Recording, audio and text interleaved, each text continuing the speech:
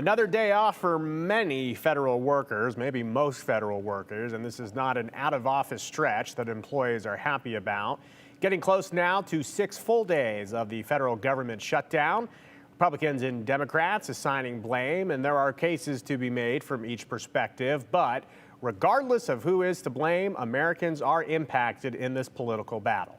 As we approach a full week of shutdown, there are concerns about the long-term impacts of a government shutdown, and the shutdown is already the 4th longest in American history.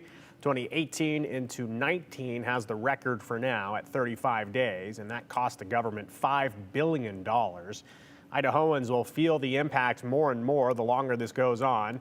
People are the primary focus, but as a state, Idaho, they're going to see some negatives too. A new report from the Council of Economic Advisors finds what they describe as significant economic consequences.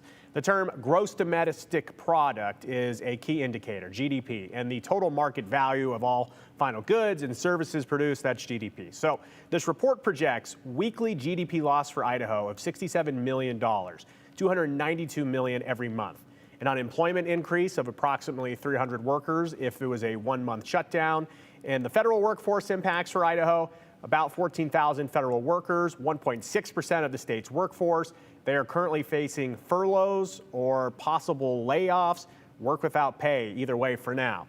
SNAP food assistance programs, it continues for roughly 30 days before an expected disruption. And if that happens, Idaho has 134,000 total enrollees, including 52,000 children.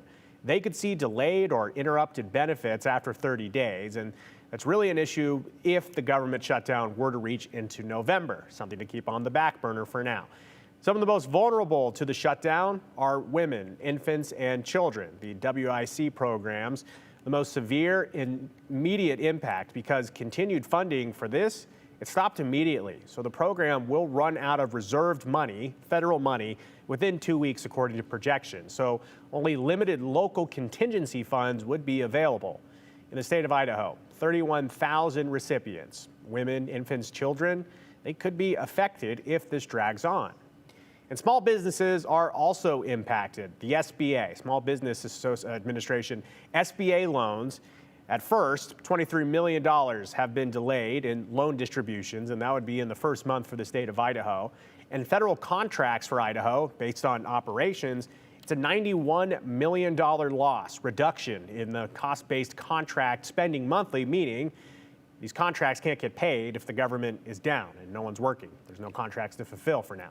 Consumer spending, by the way, also down. The report projects $150 million each month. That would be a decline from lost federal employee wages. So the bottom line with all the math for you, combining direct federal spending cuts and reduced consumer spending and unpaid workers, the state of Idaho would face approximately $244 million in monthly economic losses, $244 million each month. So you can break that down week by week.